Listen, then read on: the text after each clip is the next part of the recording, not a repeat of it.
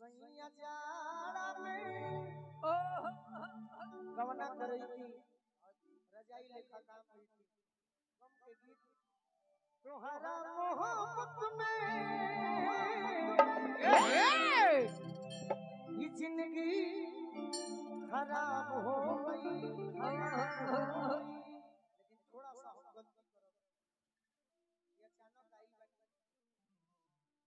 एगो हम बाबूजी के ऊपर गीत गाए और उरा संगीत के लय के सुनने हो नौजवान भाई, ये दिल जे बनावल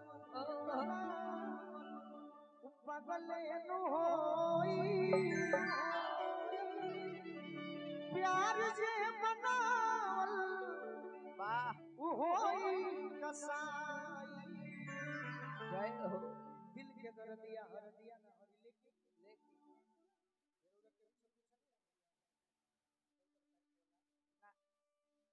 तारीख 14 अभय बाबा की तारीख 14 अरे मई के महीना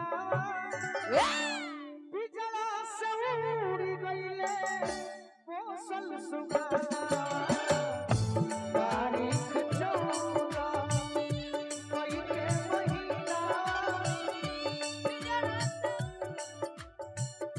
पोसल सुगाना।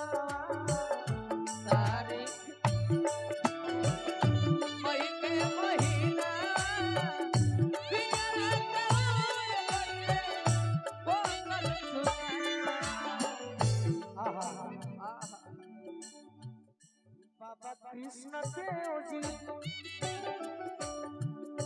बाबा कृष्ण देव जी रहे जे करना मावा।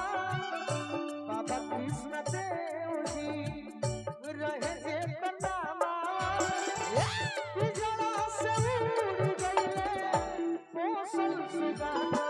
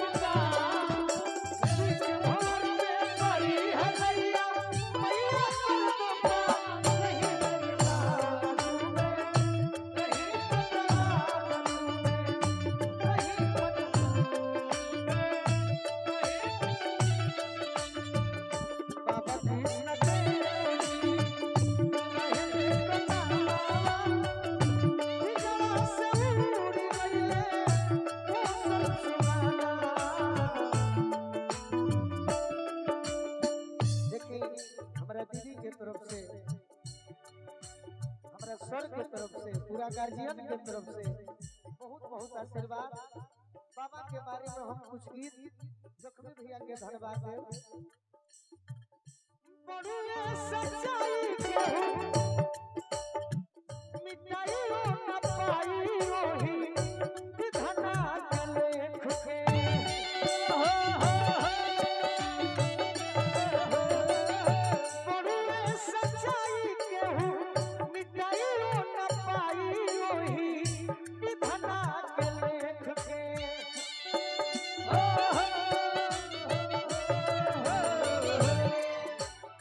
सच्चाई केहू मिटाइयो न पाई ना, वही विधना के लिख दे।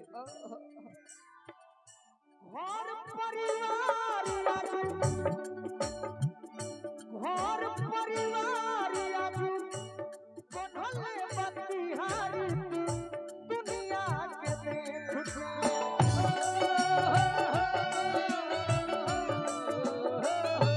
दुनिया हो पहले एक दिन सबका जाए के आवे जाए वाला, आवे जाए वाला चालू बात कारखाना। आवे जाए वाला चालू बात कारखाना, बिजला से उड़ गईले पोसल सुगाना। आवे जाए वाला बात कारखाना, बिजला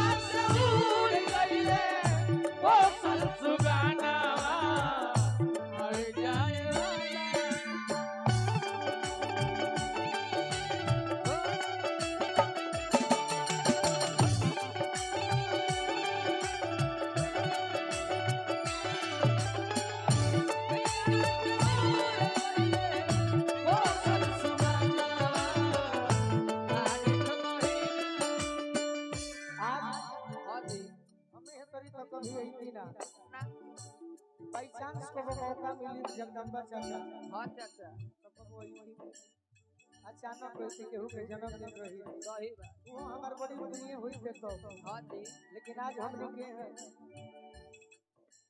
शख्स खाती आई बनेगा यही शख्स के चलते हां हित मित जीतल आज नगरी के लोगवा देखी दुल्हपुर गाँव होई बात घर चलुओ करता ये चर्चा अब तो उनके ही नाम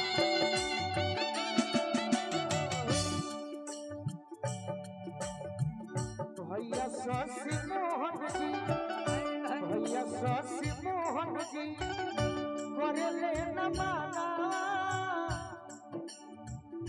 जब हम जितेंद्र करे ले न माना जरा से उड़ गईले मौसम से भैया शशि मोहन जी करे ले न माना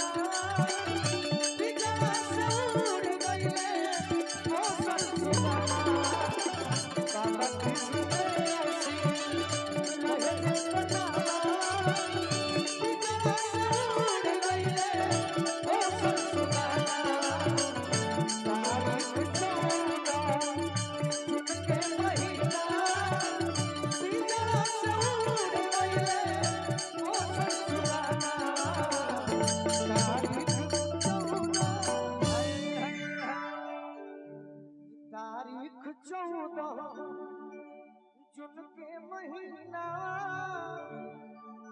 बिजला से उड़ गईले मौसम सुगना